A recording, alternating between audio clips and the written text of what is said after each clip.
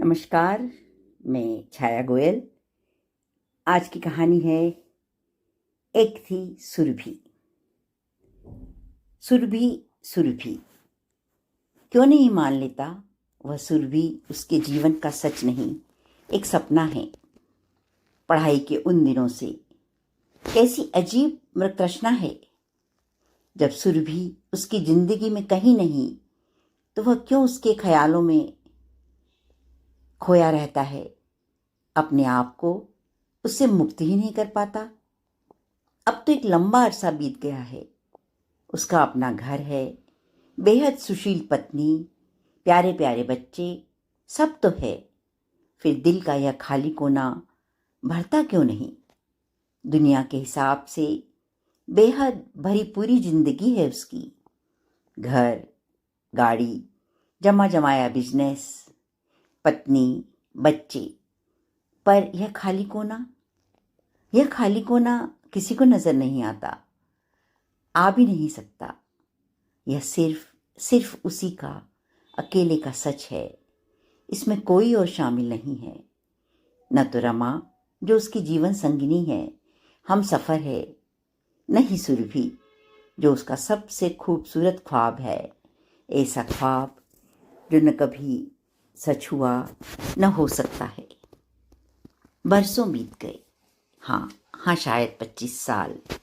College के पहले दिन से ही उसने उस बड़ी बड़ी आंखों वाली सांवली सी लड़की को मन ही मन अपना मान लिया था, बिना नाम जाने, बिना पहचाने। फिर बहुत कोशिशों से पहचान भी की। सारी रात कोर्स की किताब सामने खोले वह उससे क्या कहेगा क्या नहीं की रियाज करता, और दिन में वह 50 बार उसके आसपास से गुजरती, पर वह सिर्फ ताकता भर रह जाता। पहला साल तो यूं ही बीत गया था। दूसरे साल की शुरुआत में छात्र छात्राओं की पिकनिक मांडव गई, और वहीं जैसे तैसे साहस जुटाकर वह पत्थर पर बैठी सुरभि के पास पहुंचा था। हेलो, हाय, यहाँ अकेली बैठी हो? हाँ, मुझे अधिक शोर शराबा पसंद नहीं। और आप? हाँ, मैं भी आपसे आपसे निवेदन करने चला आया। हाँ, कहो ना। और बस फिर गड़बड़ा गया था वो मेरा दोस्त राजेश आपकी सहेली आकांक्षा को बहुत पसंद करता है। ओ अच्छा, तो यह बात है। सुरभि जोर से हंस पड़ी थी। उसके हंसते ही उसकी आंखें कैसे सजीव हो उठती थी। हाँ, अच्छा, तो बात यह है, बेचारा शर्म के मारे कह नहीं पाता। हाँ हाँ हाँ, ऐसा ही कुछ है। अच्छा, हाँ, अगर ऐसी बात है तो मैं उसका संदेश जरूर आकांक्षा तक पहुंचा दूंगी। और कुछ? वह माथे पर छलकाए पसीने को पहुंच रहा था, और सुरभि मुस्कुरा रही थी। उसकी वो बड़ी बड़ी सजीव आंखें चेहरे पर टिकी थी, और वो अपने आप पर झुंझला रहा था। क्या क्या कहना चाहता था, पर जबान थी कि जैसे तालू से चिपक गई थी। राजू, ग्रुप में से किसी ने आवाज़ लगाई, और वो लौट गया था। ऐसे कितने ही मौके उसने गंवाए थे। कभी सोचता कुछ बन जाए तब उसके मम्मी पापा से जाकर सीधे उसका हाथ मांग लेगा। कभी ये कभी वो, और यही सब ख्याली पुकाव पकाते पकाते बीकॉम फाइनल की परीक्षा भी आ गई, और परिणाम आते आते तक सुरभि के विवाह का कार्ड भी। कुछ दिनों वह इस कदर डिस्टर्ब रहा था कि लगा था अवसाद के इस घेरे से निकल ही नहीं पाएगा। जैसे तैसे उसने अपने आप को इससे उबारा था। पढ़ने से तो मन उचट सा ही गया था। पिता के व्यवसाय में ही हाथ बटाने लगा था। सब कुछ भूलने के लिए अपने आप को दिन रात व्यस्त रखता। अपने पापा के बिजनेस को खूब बढ़ा दिया था। माँ बाबा का दिल रखने को शादी भी कर ली, और संसार व देह धर्म निभाने को बच्चे भी। पर अब भी, आज भी जीवन पृष्ठ का एक कोना जैसे बिल्कुल कोरा था। उसे लगता उस पर सिर्फ सुरभि का ही नाम लिखा जा सकता था और कुछ नहीं, कुछ भी नहीं। शाम को क्लब की आदत भी उसने इसीलिए डाल ली थी। सारे दिन की व्यस्तता के बाद शाम को वह क्लब की गहमा गहमी में खो जाना चाहता था। रमा ही सब देखती, बच्चों की पढ़ाई, घर परिवार, रिश्तेदारी, पर 20 वर्षों में शिकायत का कोई शब्द उसकी जबान पर नहीं आया था। शायद बिन बताए भी पति के जीवन के इस खालीपन से वह कुछ कुछ वाकिफ थी। तभी तो उसने अपने आप को जिम्मेदारियों और कर्तव्यों के बंधन में बांध लिया था। उसे हमेशा लगता, अगर उस दिन या किसी और दिन ठीक से उसने अपनी बात सुरभि के सामने रखी होती तो क्या आज वो उसकी बगल में होती, उसकी पत्नी के रूप में। और यह ख्याल जब जब आता, उसकी हंसती खेलती जिंदगी में भावनाओं का तूफान खड़ा कर जाता। सोचते सोचते मन उदासी के भंवर में डूब सा गया। आज क्लब का शोर शराबा भी जैसे उसके अंदर के सन्नाटे को कम नहीं कर पा रहा था। वह वैसे ही नजर घुमाकर इधर उधर देखने लगा। यकायक लगा जैसे मिसेस चटर्जी की बगल में सुरभि। हाँ, नहीं, हाँ, ये क्या, आज क्या सचमुच ज़्यादा ही चढ़ा ली है? नहीं, अभी तो ये पहला ही पेक था। न हो सुरभि ही है। उसे पहचानने में यह आंखें कभी धोखा नहीं खा सकती। 20 क्या 100 बरस बीत जाए। बदन जरूर थोड़ा सा भर गया है, पर राजू, सुरभि सामने थी। ओह, आप तुम? अरे क्यों, पहचाना नहीं क्या? मैं और मिसेस चटर्जी अभी बातें ही कर रहे थे। मैं बता रही थी मेरी कॉलेज की शिक्षा तो यहीं हुई है।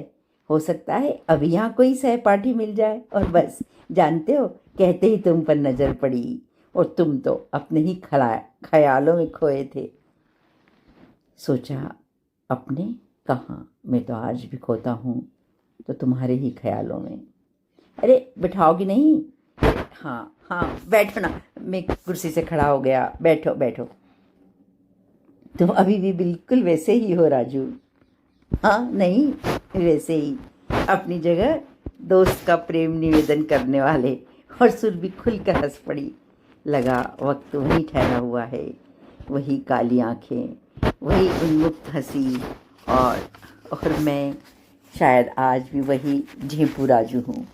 पर नहीं, वक्त ने कुछ तो सहज कर दिया था। फिर तो बहुत देर तक औपचारिक बातें होती रही।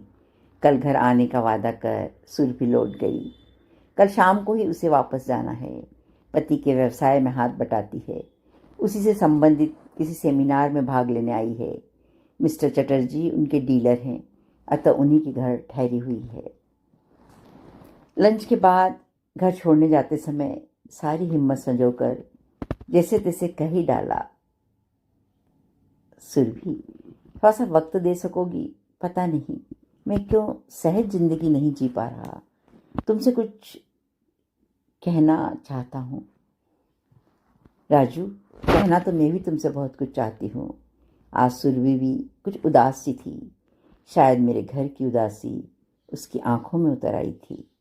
ऐसा करते हैं, 10 बजे मेरी ट्रेन है ना? छोड़ने तो आओगे ही नहीं? हाँ, तो फिर थोड़ा पहले आ जाओ, ठीक है ना? वहीं मिलते हैं। हेलो। गुलाबी शिफॉन की साड़ी में उसका सांवला रंग और निखर आया लगता है। उसके हाथों में गुलाब के फूलों का बड़ा सा गुलदस्ता है। लो, मेरी ओर से रमा के लिए बहुत सारे प्यार के साथ। बैठो। आज भी चुप्पी को उसी ने तोड़ा। राजू, तुम बेहद अच्छे संवेदनशील इंसान हो। तुम सा दोस्त पाकर मुझे हमेशा गर्व होता, पर तुमसे दोस्ती शायद तुम्हारे दर्द को और बढ़ाती। तुम कह नहीं पाए, पर तुम्हारी भावनाओं को मैं हमेशा से जानती और समझती रही हूँ। तुम्हारे प्यार का चाहते हुए भी तुम्हें प्रतिदान नहीं दे सकती थी, तो दर्द देने का अधिकार भी मुझे नहीं था। इसीलिए मैंने एक फासला हमेशा बनाए रखा। राजू मैं एक छोटे से कस्बे के कट्टरपंथी परिवार की बेहद महत्वाकांक्षी लड़की थी।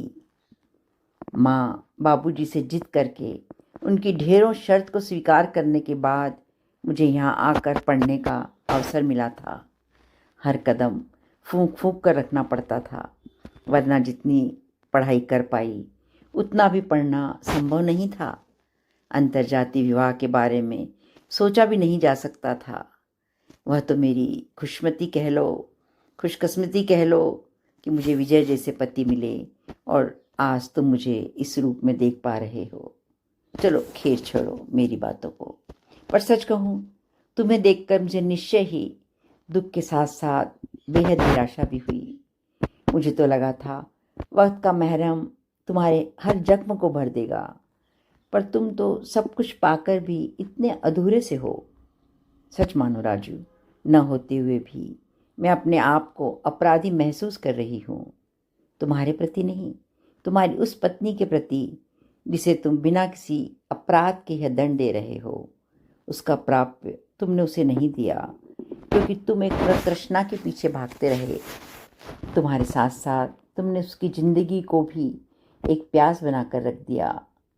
मरुस्थल में हो और आदमी प्यासा रह जाए तो बात समझ में आती है, पर तुमने तो हरे भरे जीवन को बहारों के मौसम में ही अपनी गलतियों से रेगिस्तान बना डाला। जो कभी नहीं था उसके लिए जो है उसका उपभोग न कर पाना मूर्खता ही तो है। राजू, सिर्फ एक बार रमा की आंखों में झांक कर तो देखो। वहाँ तुम्हारे लिए जो प्यार का समंदर लहराता है उसमें डूबोगे तो सुरभि नाम की इस अधूरी प्यास का नामो निशान भी नहीं रहेगा। राजू, यह कोई किस्से कहानी की बात नहीं, यह तो जिंदगी है। पहली नज़र का प्यार यहाँ कोई मायने नहीं रखता। चाहत भी प्रयासों से की जाती है। उसे जिंदा रखने के लिए कोशिश करनी पड़ती है। कितनी ही दीप्त लो हो, अगर उसे ढक दोगे तो वह बुझ ही जाएगी। नहीं, अभी भी वक्त है। रमा के अंदर की लो पूरी तरह बुझ जाए उसके पहले उस पर पड़ा सुरभि नाम का यह आवरण हटा लो राजू, हटा लो। सुरभि का एक बिल्कुल नया रूप मैं आज देख रहा था, जो पहले से भी कहीं अधिक खूबसूरत था। भावावेश में आकर मैंने उसका हाथ थाम लिया।